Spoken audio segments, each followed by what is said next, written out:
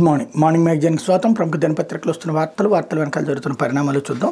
ఈనాడు చూస్తే ఇవాళ ప్రధానమంత్రి నరేంద్ర మోడీ టూర్కి సంబంధించినటువంటి అడ్వర్టైజ్మెంట్తో స్టార్ట్ అయింది. టోటల్గా 2 లక్షల కోట్ల రూపాయలు విలువైనటువంటి ప్రాజెక్టులకు సంబంధించినటువంటి శంకుస్థాపనలు చేస్తున్నారు. అందులో పుడిమడక దగ్గర ఎన్టీపీసీ గ్రీన్ హైడ్రోజన్ హబ్ 1,85,000 కోట్లతో, అదే సమయంలో విశాఖ కేంద్రంగా దక్షిణ కోస్తా రైల్వే జోన్ ప్రధాన కార్యాలయ నిర్మాణం 149 కోట్ల రూపాయలతో, అలాగే 4,593 కోట్లతో 10 రోడ్ల ప్రాజెక్టులు ఆంధ్రప్రదేశ్లో నిర్మించబోతున్నారు. కృష్ణపట్నం పారిశ్రామిక పార్క్ 2,139 కోట్లు, 6 రైల్వే ప్రాజెక్టులు 6,028 కోట్లు, నక్కపల్లి దగ్గర బల్క్ డ్రగ్ పార్క్ 1,877 కోట్లు, అలాగే 7 ప్రాజెక్టులు రోడ్లకు సంబంధించినటువంటి 2,234.28 కిలోమీటర్ల రోడ్లు అటవీ ప్రాంతాలు గిరిజన ప్రాంతాల్లో, అట్లాగే 323 కిలోమీటర్ల 3 రైల్వే లైన్లు, 2 రాయలసీమ ప్రాజెక్టులు 5,718 కోట్ల రూపాయలకు సంబంధించినవి జరగబోతుంది. వాళ్ళ సాయంత్రం 4:45 గంటలకి విశాఖపట్నం వెంకటాద్రి వంటిల్ రెస్టారెంట్ దగ్గర నుండి ఏయూ ఇంజనీరింగ్ కళాశాల దాకా రోడ్ షో, సాయంత్రం 5:30 గంటలకు ఏయూ ఇంజనీరింగ్ కళాశాల మైదానంలో భారీ బహిరంగ సభ. ఇందులో నాకు అర్థం కానిది ఏంటంటే, ఇది వెంకటాద్రి వంటిల్ అంటే ఆంధ్ర యూనివర్సిటీ మొదట్లోనే ఉంటుంది, సిరిపురం జంక్షన్ దగ్గరలోనే ఉంటుంది. దానికి మళ్ళీ రెస్టారెంట్ కాన్సెప్ట్ ఒకటి హైలైట్ చేశారు, వాళ్ళకి మంచి పబ్లిసిటీ ఇచ్చి పెట్టారు.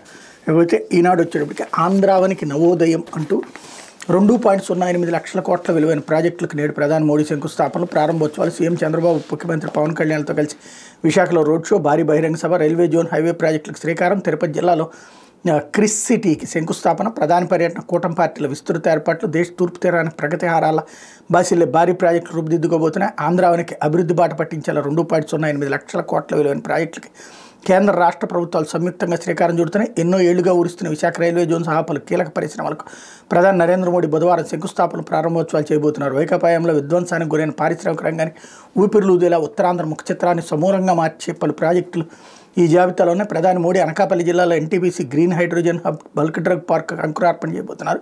కొత్తగా రైల్వే లైన్లు, డబ్లింగ్, విద్యుదీకరణ పనులతో పాటు జాతీయ రహదారులు ప్రారంభించి జాతికి అంకితమైపోతున్నారు. చెన్నై, బెంగళూరు పారిశ్రామిక నడవలో భాగంగా క్రిస్ సిటీ అభివృద్ధికి శ్రీకారం చుట్టబోతున్నారు. నవ్యాంధ్ర పురోగతికి కేంద్రం అందిస్తున్న ఈ సహకారం కృతజ్ఞతగా రాష్ట్రంలోని కూటమి ప్రభుత్వం యావత్ దేశం దృష్టిని ఆకర్షించేలా విశాఖ వేదికగా భారీ బహిరంగ సభ నిర్వహిస్తోంది అన్నటువంటి వార్తని హైలైట్ చేశారు. ఇందులో కూడా వార్త మధ్యలోనే మనకి విషాన్ని మెదళ్లలో నింపేటటువంటిది, పారిశ్రామిక రంగం అప్పుడు విధ్వంసానికి గురైందని ఒక అబద్ధాన్ని నిజమని నమ్మించేటటువంటి ప్రయత్నం. ఇది ఇంత వార్తలో అది సైలెంట్గా చూపించేస్తే మెదళ్ళు ఆటోమేటిక్గా కలుషితం అయిపోతాయి కదా, అట్లాంటి కలుషితం చేసేది. వాస్తవంగా ఈ గ్రీన్ సిటీకి సంబంధించినటువంటిది అప్పట్లో ఓకే అయినటువంటి అంశాలే. అట్లాగే ఇందులో దాదాపుగా సగం ప్రాజెక్టులు అప్పట్లో ఓకే అయినటువంటి అంశాలనే కొనసాగిస్తున్నారు. సరే, ఎవరొచ్చినా కూడా కొనసాగిస్తున్నందుకు సంతోషించాలి. కాకపోతే ఇందులో ఒకళ్ళు విధ్వంసం చేస్తే ఇంకోళ్ళు అద్భుతం చేశారన్నటువంటి ఒక అబద్ధ ప్రచారాన్ని తెలివిగా చూపిస్తున్నారు. లేకపోతే టిబెట్లో భారీ భూకంపం, తీవ్రత 6.8గా నమోదు, 188 మంది గాయాలు. ఢిల్లీ, బీహార్, పశ్చిమ బెంగాల్, నేపాల్లోని ప్రకంపనలో 126 మంది మృతి. టిబెట్లోని షిగాస్టేలో డింగ్రీ కౌంటీలో మంగళవారం ఉదయం 9:05 గంటలకు భారీ భూకంపం సంభవించింది. దాని తీవ్రత రెక్టర్ స్కేల్పై 6.8గా నమోదైంది. ఈ ప్రభావంతో 126 మంది పౌరులు మరణించారు, మరో 188 మంది గాయపడ్డారు. భూకంపం అనంతరం తలెత్తిన తీవ్ర ప్రకంపనలు ఇళ్లను కుదిపేశాయి. దీంతో ప్రజలు ఇళ్ల నుంచి బయటకు వచ్చి పొరుగు దేశం నేపాల్లోకి పరుగులు తీశారు. భూకంపం కారణంగా పలు భవనాలు నేలమట్టమయ్యాయి. మృతుల సంఖ్య మరింత పెరిగే అవకాశం ఉన్నట్టు సమాచారం. ఈ మేరకు చైనా అధికార వార్తా సంస్థ జిన్హువా వెల్లడించింది. అమెరికా వాతావరణ సేవల విభాగం భూకంప తీవ్రతను 7.1గా పేర్కొంది. భూకంప ప్రభావిత ప్రాంతాల సహాయ చర్యలను తక్షణం చేపట్టాలని చైనా అధ్యక్షుడు ఆదేశించారన్నటువంటి వార్తని హైలైట్ చేశారు. లేకపోతే పండగకి 7,200 ప్రత్యేక బస్సులు నేటి నుంచి అందుబాటులోకి, అన్నింట్లోనూ సాధారణ ఛార్జీలు, రాను పోను ముందే బుక్ చేసుకుంటే 10% రాయితీ. సంక్రాంతి రద్దీని దృష్టిలో పెట్టుకుని ఏపీఎస్ఆర్టీసీ నిత్యం నడిపే దూర ప్రాంత సర్వీసులతో పాటు అదనంగా 7,200 ప్రత్యేక బస్సులు నడిపేందుకు ఏర్పాట్లు చేసింది. నేటి నుంచి ఆ సర్వీసులు రోడ్డు ఎక్కబోతున్నాయి. సొంతలోకి వచ్చేవారి కోసం ఈ నెల 13 వరకు 3,900 బస్సులు నడపబోతున్నారు. 16 నుంచి 20వ తేదీ వరకు తిరుగు ప్రయాణం అయ్యే వారి కోసం 3,300 సర్వీసులు నడిపేలా ఏర్పాట్లు చేశారన్నట్టు వార్తని హైలైట్ చేశారు. ఇందులో అభినందించాలి ప్రభుత్వాన్ని, ఎందుకంటే బస్సులు ఇటు అటు కలిపేసి సర్వీసులు ఏర్పాటు చేయడంతో పాటు సాధారణ ఛార్జీలు 2 వైపులా బుక్ చేసుకుంటే 10% డిస్కౌంట్ అనేది చాలా మంచి ఆలోచన, ప్రజలకి ప్రయోజనకరమైనటువంటి ఆలోచన. ఈ విషయంలో ప్రభుత్వాన్ని అభినందించాలి. లేకపోతే శ్రీవారి వద్దకు చింతలేని ప్రయాణం అంటూ అందుబాటులోకి నాయుడుపేట రేణిగుంట రహదారి 6 వరుసలతో గంటలోపే ప్రయాణం, ఇన్నేళ్ళు ఆ మార్గం నరకకోపం అన్నటువంటి వార్తను హైలైట్ చేశారు. ఇది చాలా మంచిది. బెంగళూరు నుంచి వచ్చేటటువంటి ఈ రోడ్డుని పూర్తి చేయాలన్నది ఎప్పటి నుంచో జరుగుతున్నటువంటి ప్రయత్నం ఇప్పటికీ అందుబాటులోకి వస్తుందన్నటువంటి వార్తని హైలైట్ చేశారు. చాలా మంచి అవకాశం వచ్చేటటువంటి పరిస్థితి.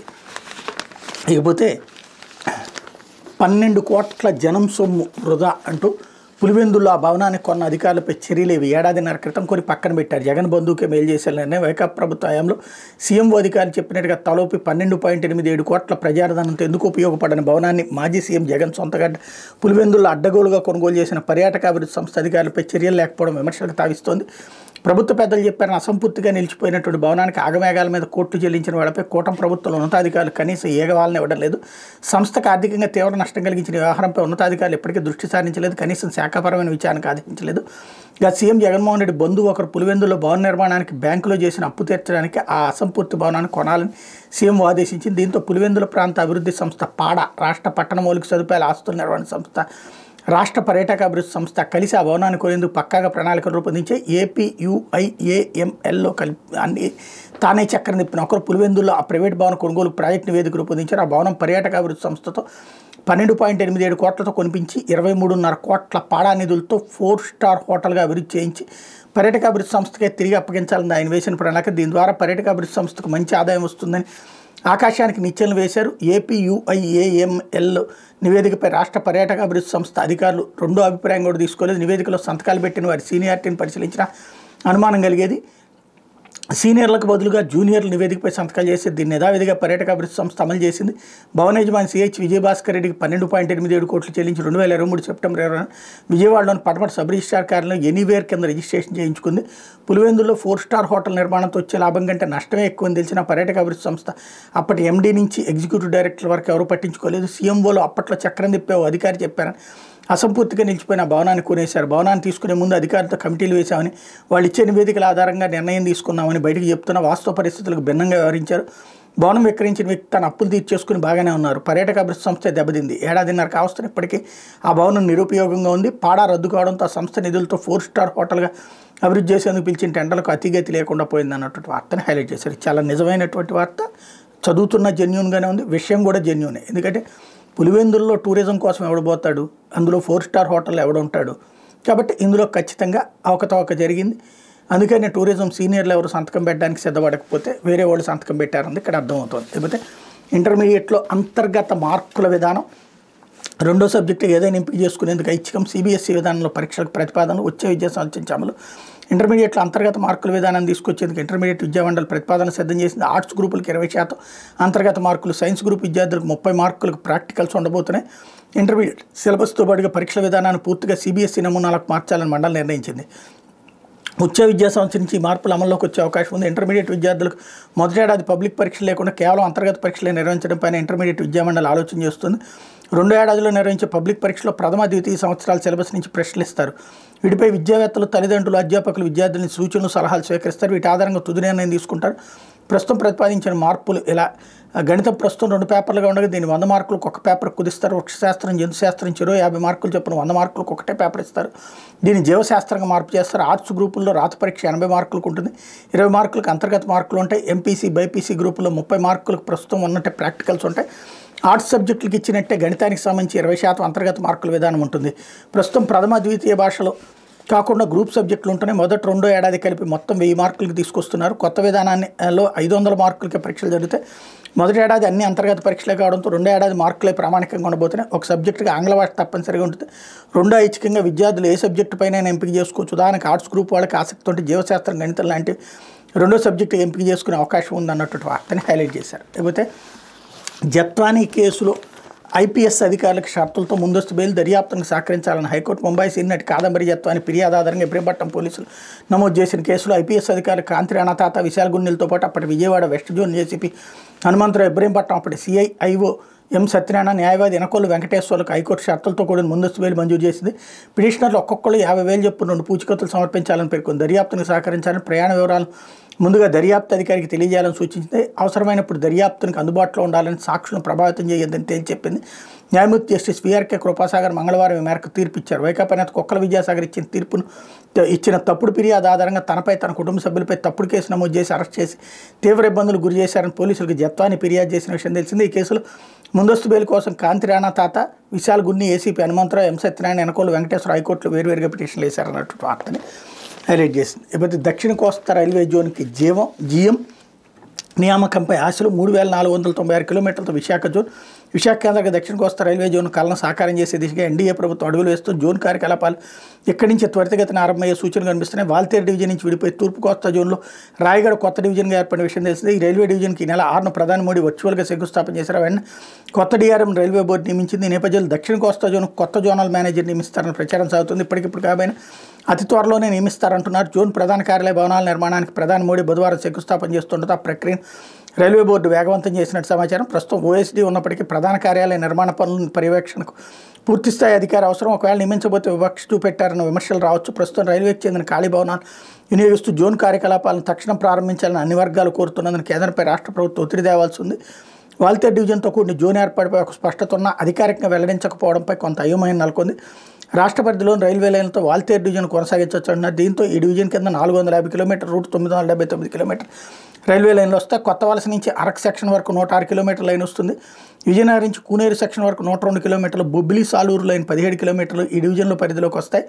మిలిందు కోల్కతా చెన్నై మార్గంలో ఉంది. మొత్తంగా గుంటూరు, గుంతకల్లు, విజయవాడ, వాల్తేరు డివిజన్లతో కలిపి 3496 కిలోమీటర్ల రైల్వే లైన్ రూట్లో 5437 కిలోమీటర్ల రైల్వే లైన్లు కొత్త జోన్ పరిధిలోకి రాబోతున్నాయి అన్నటువంటి వార్తని హైలైట్ చేశారు. ఇకపోతే పాస్పోర్ట్ విషయంలో జగన్కి ఊరట.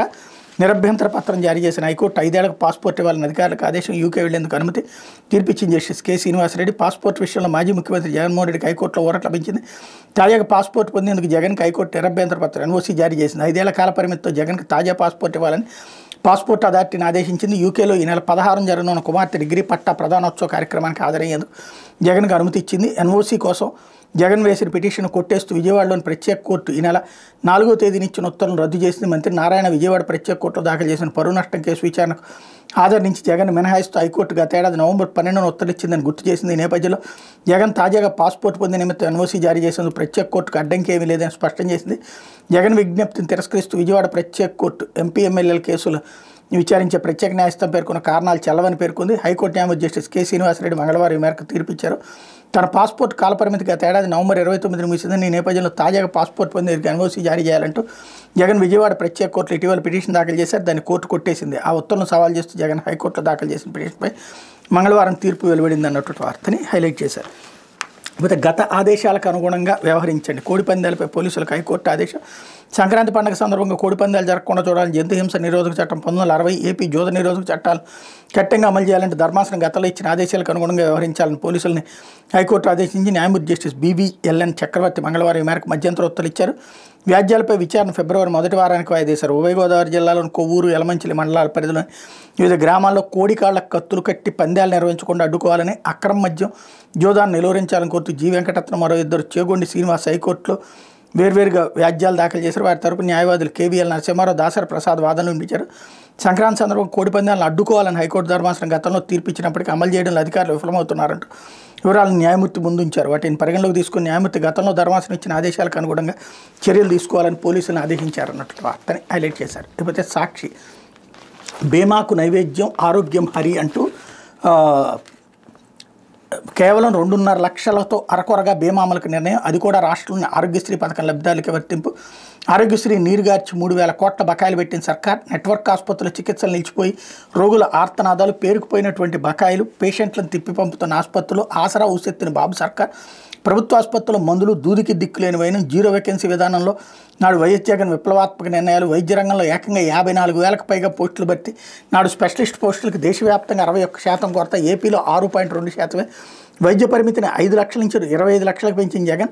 రాష్ట్రంలో 95% కుటుంబాలకు సంపూర్ణ ఆరోగ్య భరోసా. డిశ్చార్జ్ తర్వాత జీవనభృతికి ఇబ్బంది లేకుండా ఆరోగ్య ఆసరాతో అండ అన్నటువంటి విషయాన్ని హైలైట్ చేశారు.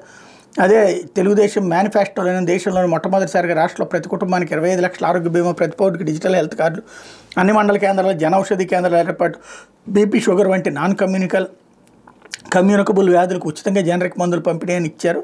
కానీ అమలు చేయట్లేదు అన్నటువంటి వార్తని హైలైట్ చేశారు. లేకపోతే ఆరోగ్యశ్రీపై ఎందుకెంత కక్ష అంటూ చంద్రబాబు ప్రభుత్వాన్ని నిలదీసిన వైఎస్ జగన్ అధికారంలోకి రాగానే ఒక ప్లాన్ ప్రకారం ఈ పథకాన్ని నిర్వీర్యం చేస్తున్నమాట వాస్తవం కాదా? ఈ పథకాన్ని నిర్వీర్యం చేసే ఉద్దేశంతోనే 3000 కోట్లు బకాయిలు పెట్టడం నిజం కాదా? సేవలు నిలిపేస్తామని ఆసుపత్రులు చెప్తున్నా ఎందుకు పట్టించుకోలేదు అన్నటువంటి జగన్ లెటర్ని ఇక్కడ హైలైట్ చేశారు. లేకపోతే హస్తిన సమరం అంటూ ఢిల్లీ అసెంబ్లీ ఎన్నికల షెడ్యూల్ విడుదల చేసిన ఈసీ 70 అసెంబ్లీ స్థానాలకు జరగనున్న ఎన్నికలు, మిల్కీపూర్, ఈరోడ్ అసెంబ్లీ స్థానాల ఉప ఎన్నికల షెడ్యూల్, జమ్మూ కాశ్మీర్లో 2 అసెంబ్లీ నియోజకవర్గాల ఉప ఎన్నికల వాయిదా, దేశ రాజధాని ఢిల్లీలోని ఎన్నికల సంగ్రామానికి నగారా మోగింది.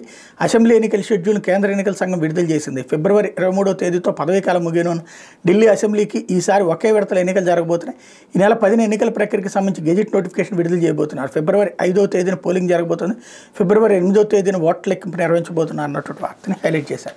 ఇకపోతే ఎవరిని అడిగి విద్యుత్ ఛార్జీలు పెంచారు, ఎన్నికల ముందు చెప్పింది ఏంటి, ఇప్పుడు చేస్తున్నది ఏంటి, వేల కోట్ల ఛార్జీల పెంపై ప్రజాభిప్రాయ సేకరణ ఎందుకు చేయలేదు, ఎస్సీ ఎస్టీలకు వృత్తిదారులకు ఉచిత సబ్సిడీ విద్యుత్ కొనసాగించాలి, ఏపీఆర్సీ బహిరంగ ప్రజాభిప్రాయ సేకరణలో మండిపడ్డ ప్రతిపక్ష నేతలు ప్రజలు, 2 యూనిట్ల వినియోగానికి 913 రూపాయల బిల్లు వచ్చిందంటూ మొరపెట్టుకున్నటువంటి బాధితుడు, ఏపీఆర్సీ నిర్వహించిన ప్రజాభిప్రాయ సేకరణ కార్యక్రమంలో నిరసన తెలుపుతున్న ఫార్మర్స్ ఫెడరేషన్ అసోసియేషన్ అధ్యక్షుడు సిహెచ్ వేణుగోపాల్ ఏది వెల్లికలాక మన కాళ్ళు పైకి తల కిందకి పెట్టి అక్కడ యాజిటేషన్ చేశారు. అది కూడా ఇక్కడ హైలైట్ చేశారు. లేకపోతే పిల్లలకు రాసిన ఆస్తిని వెనక్కి తీసుకోవచ్చు, తల్లిదండ్రులకి రిజిస్ట్రేషన్లు రద్దు చేసుకునే అవకాశం, వృద్ధాప్యంలో ఉన్న తల్లిదండ్రులు పిల్లలు పట్టించుకోకపోతే వాళ్ళకి ఇచ్చిన ఆస్తిని వెనక్కి తీసుకోవడానికి ప్రభుత్వం అవకాశం కల్పించింది. తమ పిల్లలకు ఆస్తిని రాసిస్తూ చేసిన గిఫ్ట్ సెటిల్మెంట్ డేట్ల నిబంధనల ప్రకారం రద్దు చేసుకునే వెసులుబాటు ఇచ్చింది. నిబంధనల ప్రకారం ట్రిబ్యునల్ అధికారిగా ఉన్న ఆర్డీఓ నుంచి వీటికి సంబంధించి వచ్చిన ఆదేశాలను పాటించి సంబంధిత డాక్యుమెంట్లను రద్దు చేయాలని సబ్ రిజిస్ట్రార్లకు ఆదేశాలు ఇస్తూ స్టాంపులు రిజిస్ట్రేషన్ సర్క్యులర్ జారీ చేసింది అన్నట్టు వార్తని హైలైట్ చేశారు. లేకపోతే ప్రైవేట్ చేతికి ఇంటి ప్లాన్ అనుమతులు, ఎల్టీపీలకు భవన నిర్మాణ అనుమతులు మంజూరు అధికారం, ప్లాన్లు గీసేది వాళ్లే, అనుమతులు ఇచ్చేది వాళ్లే, 15 మీటర్ల ఎత్తు నిర్మాణాల వరకు లైసెన్స్ టెక్నికల్ పర్సన్స్కే పూర్తి బాధ్యతలు, ఈ ముసుగులు ఎమ్మెల్యేలు సొమ్ములు దండుకునేందుకే, తద్వారా ముఖ్య నేతకు వాటా దక్కేలా ప్లాన్, టౌన్ ప్లానింగ్లో చట్టం మార్పుకు ఆమోదం, త్వరలో మార్గదర్శకాలు జారీ చేయనున్న ప్రభుత్వం, ఇకపై అనుమతి లేని లేఅవుట్లోనూ యథేచ్ఛగా అక్రమ నిర్మాణాలు అన్నటువంటి వార్తని హైలైట్ చేశారు. లేకపోతే సాగుకి ఊతమిద్దామంటూ సాక్షి ఇంటర్వ్యూలో IARI director vice chancellor doctor Cherukumalli Srinivasarao వాతావరణ మార్పులు, మార్కెటింగ్ సమస్యల పెను సవాళ్లు, వరి, గోధుమ, ఇతర పంటల ఉత్పత్తులు స్వయం సమృద్ధి సాధించాం, ఏటా $55 బిలియన్ ఆహార ఉత్పత్తులు ఎగుమతి చేస్తున్నాం, అపరాలు, నూనె గింజల పంట ఉత్పత్తులు స్వయం సమృద్ధి సాధించాలి, ఏటా 2 లక్షల కోట్ల విలువైన పప్పు దినుసులు, నూనె గింజల ఉత్పత్తి దిగుమతి, రైతు క్షేత్రాలకు పరిశోధన ఫలాలు త్వరితగతిన చేరినప్పుడైనా వాటి సార్థకత, ఏపీ తెలంగాణ రాష్ట్రాల్లో జిల్లాకు కృషి విజ్ఞాన కేంద్రం ఏర్పాటుకు అవకాశం, వ్యవసాయ అనుబంధ రంగాల్లో పెద్ద ఎత్తున ఉద్యోగోపాధి అవకాశాలు అన్నటువంటి వార్తని హైలైట్ చేశారు. లేకపోతే సైన్స్ వర్క్ ఫోర్స్ పెరిగేది ఎలా అంటూ, దేశంలో లింగ వివక్ష, చదువుకు తగ్గ పని లేని పరిస్థితే కారణం, నైపుణ్యం ఉద్యోగ డిమాండ్ల మధ్య తీవ్ర వ్యత్యాసం, Indian national young academy of science అధ్యయనం వెల్లడి, సైన్స్ అండ్ టెక్నాలజీ రంగంలో 52% మహిళలు, 80% నుంచి 40 ఏళ్లలోపు కెరీర్ విరమణ, ప్రపంచ జెండర్ గ్యాప్లో 129వ స్థానం భారత్ అన్నటువంటి వార్తని హైలైట్ చేశారు. లేకపోతే మేము చెప్పినట్టే చేస్తావా లేదా, బెవరేజెస్ కార్పొరేషన్ పూర్వ ఎండీ వాసుదేవరెడ్డిపై చంద్రబాబు ప్రభుత్వం దాష్టీకం, చంద్రబాబు ప్రభుత్వం రెడ్ బుక్ రాజ్యాంగ వేధింపులు వెర్రితాళ్ళు వేస్తున్నాయి, ఏకంగా సిఐడి అధికారులను అధికారిక గూండాలుగా, రిటైర్డ్ ఐపీఎస్ అధికారులు రాజ్యాంగేతర శక్తులుగా మార్చి మరీ ప్రభుత్వం అరాచకాలకు పాల్పడుతోంది. ఈ అధికారిక గూండాగిరి తాజాగా రాష్ట్ర బెవరేజెస్ కార్పొరేషన్ మాజీ ఎండీ వాసుదేవరెడ్డిని లక్ష్యంగా చేసుకుంది. ఆయన 3 రోజులుగా హైదరాబాద్ శివార్లు అక్రమంగా నిర్బంధించి వేధించింది. వైఎస్ఆర్సీపీ కీలక ప్రజాప్రతినిధులకి వ్యతిరేకంగా అబద్ధపు వాంగ్మూలం ఇచ్చి సంతకాలు చేయాలని ఆయనపై ఒత్తిడి తెచ్చింది. చంద్రబాబు ప్రభుత్వంలో అరాచక శక్తులుగా రూపాంతరం చెందిన రిటైర్డ్ డీజీపీ ఆర్పీ ఠాకూర్, తెర వెనక సూత్రధారిగా రిటైర్డ్ డీఐజీ ఘట్టమనేని శ్రీనివాస్, తెర ముందు అరాచక శక్తిగా సిఐడి డీజీ రవిశంకర్ అయ్యన్నారు. మరికొందరు అధికారులు పాత్రధారులుగా సాగుతున్న ప్రభుత్వ అధికారి గూండాగిరి ఇలా ఉంది.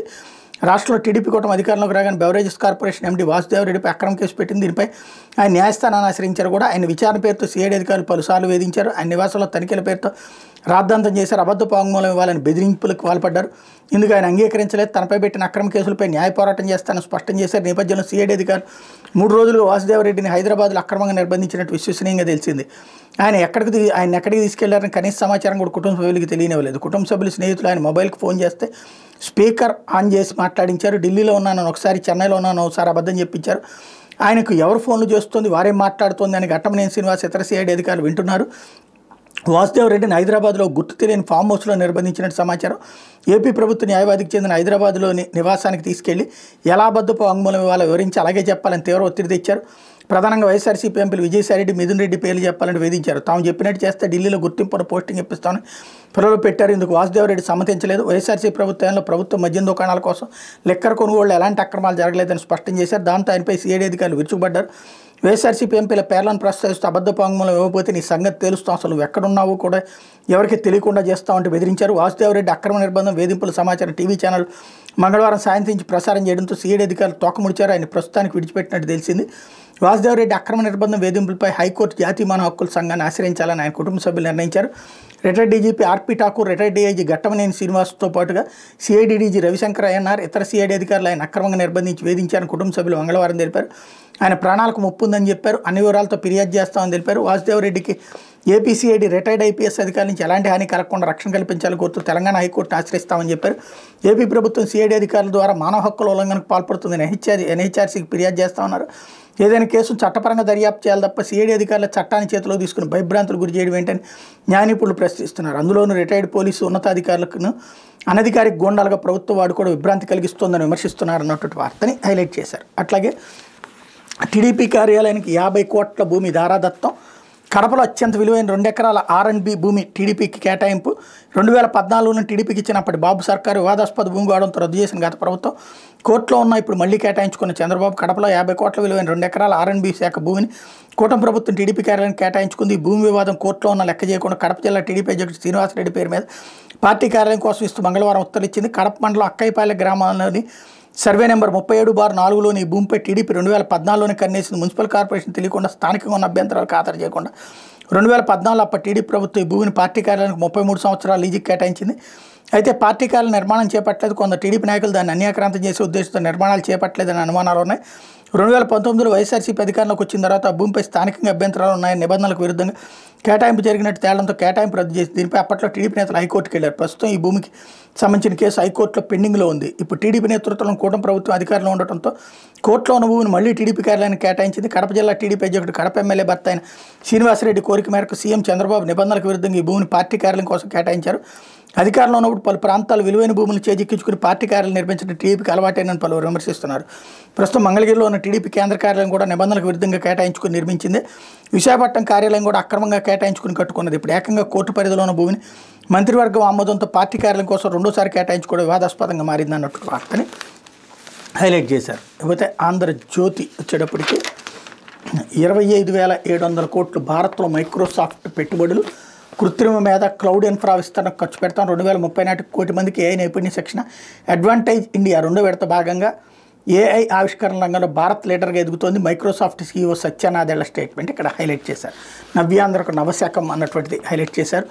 ఆర్జీలు ఆన్లైన్లోనే అంటూ కుప్పంలో జననాయకుడు పోర్టల్ని ప్రారంభించిన సీఎం 8 సార్లు గెలిపించిన నియోజకవర్గానికి నేను చేయాల్సింది చాలా ఉంది. నేడు రేపు టీడీపీ కోటి సభ్యత్వం, కార్యకర్తలకు ఆమోదయోగ్యమైన వారికి నామినేటెడ్ పదవులు, పార్టీ పోస్టులు కూడా ముఖ్యమైనవి. మే నెలలోగా అన్ని రకాల పదవులు భర్తీ. గత 5 ఏళ్లలో కబ్జాలు, వివక్షలు అన్ని సరిదిద్దడానికి 4-5 నెలలు. బాబు కుప్పంలో 2వ రోజు పర్యటన అన్నటువంటి వార్తని హైలైట్ చేశారు. ఇకపోతే ONGCకి బూడిద అంటూ బైరైటిస్ పేరుతో డోలమైట్, బొగ్గు, మట్టి, రోడ్డు, మెటల్ మిశ్రమం బూడిద రంగేసి విక్రయం. కడప వైసీపీ సిండికేట్ అక్రమాలు, సహకరిస్తున్న ONGC ఇంటి దొంగలు, నాణ్యత పరిశీలనకు తాయిలాలు, కోడూరులోని సెటిల్మెంట్ సొమ్ములు ఏదైనా జరిగితే ఎవరు సెటిల్మెంటు సొమ్ములు ఏదైనా జరిగితే ఎవరు బాధ్యులు అంటూ ఏదో వీళ్ళెవరో కానీ వీళ్ళకి తగినటువంటి సహకరించినట్లేరు. అందుకని 2 రోజుల నుంచి కూడా వీళ్ళని వెంటాడుతున్నటువంటి వార్తలు కనబడుతున్నాయి. అయితే నాడు నేడుపై ఆడిట్, పాఠశాలల్లో పనులు లెక్క తేల్చనున్న ప్రభుత్వం. వైసీపీ హయాంలో 8,230 కోట్లు ఖర్చు అయిన ఒక్క పాఠశాలకు దక్కన 5 స్టార్ రేటింగ్, 87 పాఠశాలకు 0 రేటింగ్. భారీగా నిధులు ఖర్చు అయినా కనిపించిన ఫలితాలు, పనులపై సర్వత్రా అనుమానాలు, పథకం నిధులు 3,000 కోట్ల దారి మళ్లింపు అంటూ కొంచెం విషం చెమ్మడంలో కూడా ఒక అర్థం ఉండాలి. నాడు నేడుది పనులు కనిపించట్లేదట, కళ్ళున్నయ్యా లేదో అర్థం కావట్లేదు. రెండోది ఏంటది 5 స్టార్ రేటింగ్. ఎవడిచ్చాడు రేటింగులు? ఈ ప్రభుత్వం వచ్చాక పెట్టుకున్నటువంటి రేటింగులు, వీళ్ళు ఇచ్చుకున్న రేటింగులు వీళ్ళకి రాలేదని చెప్పేసి, అంటే మార్కులు మనం వేసేసి వాళ్ళకి మార్కులు రాలేదని చెప్తే ఎట్లుంటుంది? అదే విచిత్రమైనటువంటిది అక్కడ. అది కూడా ఇంకోటి ఏంటి, బిల్డింగ్ కట్టారా లేదా ఇట్లాంటివి కాదు, ఏదేదో క్వశ్చన్లు వేసేసి దాని ప్రకారం రేటింగులు 5 స్టార్ రాలేదని చెప్పేసి నాడు నేడు అనేదాన్ని చెడగొట్టాలి అనేటటువంటిది ఎంత అనుకున్నా ప్రతి ఒక్కరికి తెలుసు ఆ ఊళ్ళల్లో ఆ స్కూలు బాగుపడిందో లేదో, ఏ స్థాయిలో బాగుపడిందో లేదో అన్నది. సరే, నిశ్శబ్దంగా విష ప్రచారాలతో మనం కొన్నింటిని అలాగే మిగతా వాళ్ళని మనసు మళ్లించాలన్నటువంటి కుట్ర నడుస్తుంది కాబట్టి అది అట్లాగే ఉంది. అయితే KNR సునీల్ రెడ్డి బెదిరించారా, ఎన్ని ఆస్తులు అక్రమంగా రిజిస్టర్ జరిగాయి, వైరల్ అవుతున్న మీ లేఖ సంగతి ఏంటి, రిటైర్డ్ సబ్ రిజిస్ట్రార్ కస్టడీలో ఏసీబీ ప్రశ్నలు, బాబునే లోపలేసాం ఇక నువ్వెంత అని బెదిరించారని ధర్మసింగ్ వెల్లడి.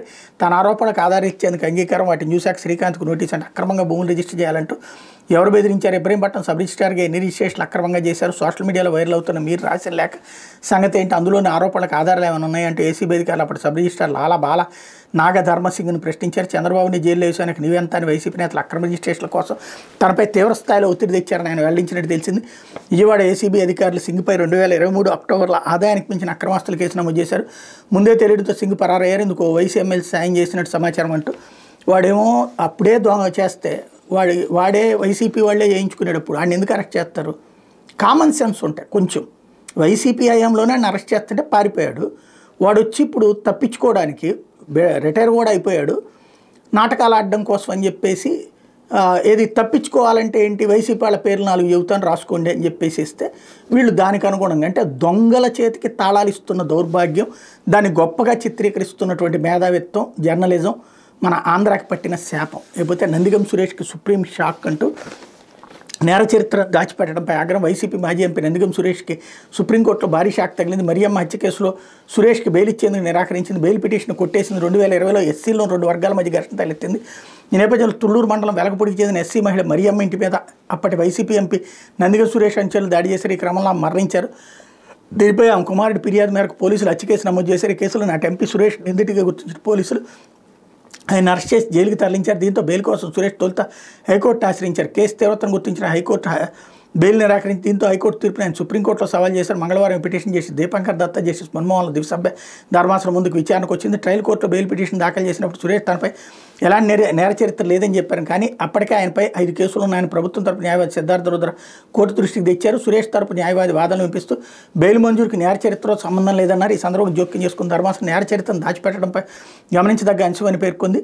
పాత కేసుల వివరాలు దాచిపెట్టారన్న కారణంతో ట్రయల్ కోర్టు బెయిల్ మంజూరు చేయనందున తాము కూడా ఆ విషయంలో జోక్యం చేసుకోబోమని ధర్మాసనం పేర్కొంది.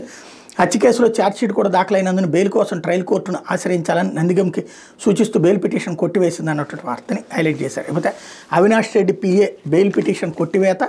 సోషల్ మీడియాలో అనుచిత పోస్టుల case. Kadapa YCP MP Avinash Reddy వ్యక్తిగత కార్యదర్శి బండి రాఘవరెడ్డి హైకోర్టు షాక్ ఇచ్చింది. సోషల్ మీడియాలో అనుచిత పోస్టులు పెట్టిన వ్యవహారంలో ఆయన దాఖలు చేసిన ముందస్తు బెయిల్ పిటిషన్ మంగళవారం కొట్టేసింది. మేరకు న్యాయమూర్తి జస్టిస్ వీఆర్కే కృపాసాగర్ ఉత్తర్వులు జారీ చేశారు.